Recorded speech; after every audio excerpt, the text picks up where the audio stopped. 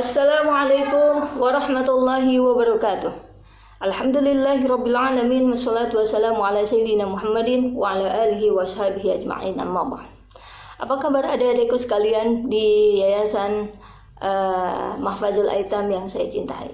Mudah-mudahan Allah senantiasa memberikan kesehatan, memberikan kemudahan dalam belajarnya, mendapatkan ilmu yang bermanfaat, akhlak yang mulia, dan apa-apa yang adik-adik sekalian cita-citakan, hajatkan, mimpikan, mudah-mudahan Allah senantiasa kabulkan. Alhamdulillah hari ini saya berbahagia sekali karena saya diberikan kesempatan oleh guru kalian semua, yaitu Teh Hajah Ulfa, untuk bisa memberikan motivasi, katanya motivasi kepada adik-adik sekalian. Mudah-mudahan ini bermanfaat untuk adik-adik semua. Insya Allah hari ini kita akan bahas ayat yang memang sudah sering kita dengar, ayat yang memang sudah sering kita hafalkan ya. Bahkan semua adik-adik saya yakin semuanya sudah hafal. Suratnya adalah surat Ad-Duha. Surat Ad-Duha yaitu surat yang ada yang tahu surat Ad-Duha itu surat yang keberapa? Surat yang ke-93, juznya juz 30. Yuk kita sama-sama baca ya. A'udzu billahi minasyaitonir rajim. Bismillahirrahmanirrahim. Wad-duha wal-laili idza saja. Ma wadda'aka rabbuka wa ma qala. Walal akhiratu khairul laka minal ula. Walasawfa yu'tika rabbuka fatarda. Alam yajidka yatiman fa'awa wa wajadaka dhallan fahada wa wajadaka 'ailan fa'aghna fa'ammal yatima fala taqhar wa ammas sa'ila fala tanhar wa amma bi ni'mati rabbika fahaddits. Shadaqallahul azim. Adik-adikku sekalian yang saya cintai, Allah Subhanahu wa taala menurunkan ayat ini ya. Di dalam surat Ad-Duha ini Allah Subhanahu wa taala sampai bersumpah loh. Sumpahnya sampai 2 kali. Wad-duha, dan demi waktu duha. Wal-laili, dan demi waktu malam. Idza saja, apabila telah sunyi. Jadi ini sumpah yang Allah sampaikan. Bukan sumpah sekedar sumpahnya manusia. Kalau ada sekalian misalkan ditanya, apakah kamu sudah sholat belum? Sudah sholat asar apa belum? Iya, saya sudah. Sumpah saya sudah. Ini menandakan bahwa sumpah ini adalah sesuatu hal yang memang betul adanya, betul terjadi. Ya, ini Allah Subhanahu Wa Taala bersumpah kepada di dalam surat Ad-Duha ini. Dan demi waktu duha, dan demi waktu malam. Apa sih maksud sumpahnya Allah Subhanahu Wa Taala di dalam surat Ad-Duha ini? Ma wadda'aka rabbuka wa ma qala. Tuhanmu tidak meninggalkanmu wahai Muhammad, wa ma qala, dan tidak membencimu. Ayat ini menjelaskan kepada kita bahwa ketika itu Rasul Muhammad SAW ya diolok-olok oleh kaum musyrikin, diolok-olok oleh orang-orang kafir, bahwa ketika itu berbulan-bulan Rasulullah SAW tidak menerima wahyu, sehingga ketika itu mereka orang-orang kafir, orang-orang musyrikin itu menyimpulkan bahwa Tuhannya Muhammad ini sudah meninggalkannya.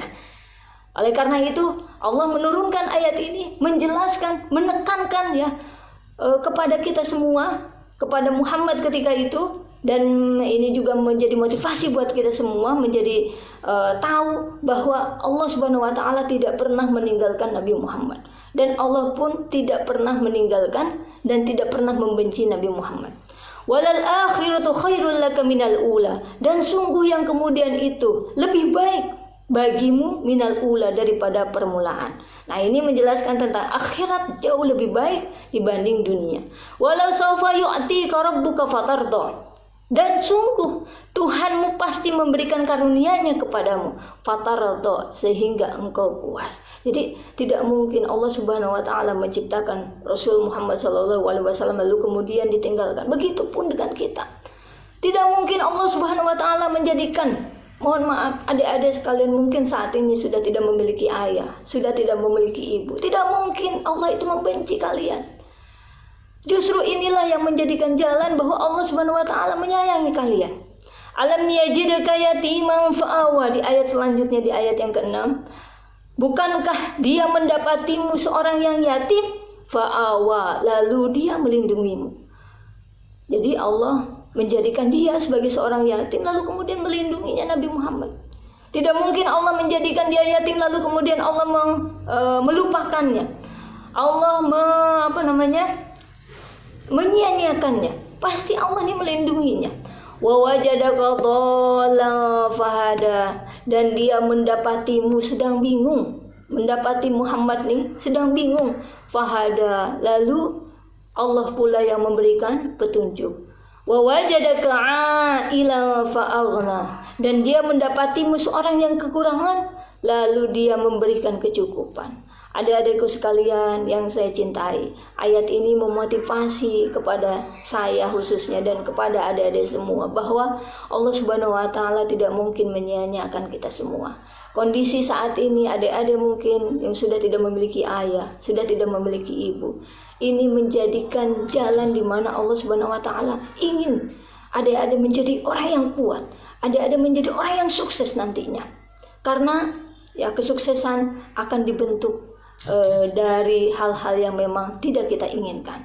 Kadang-kadang ya kalau misalkan seperti halnya syair, seperti halnya pepatah mengatakan berakit-rakit ke hulu, berenang-renang kemudian, bersakit-sakit dahulu, bersenang-senang kemudian. Nah, ini pula yang ingin Allah berikan kepada kita semua, bahwa dengan kondisi kita sudah tidak memiliki ayah, dengan kondisi kita sudah tidak memiliki ibu, jangan sampai harapan kita luntur, jangan sampai keinginan cita-cita adik-adik yang begitu banyak.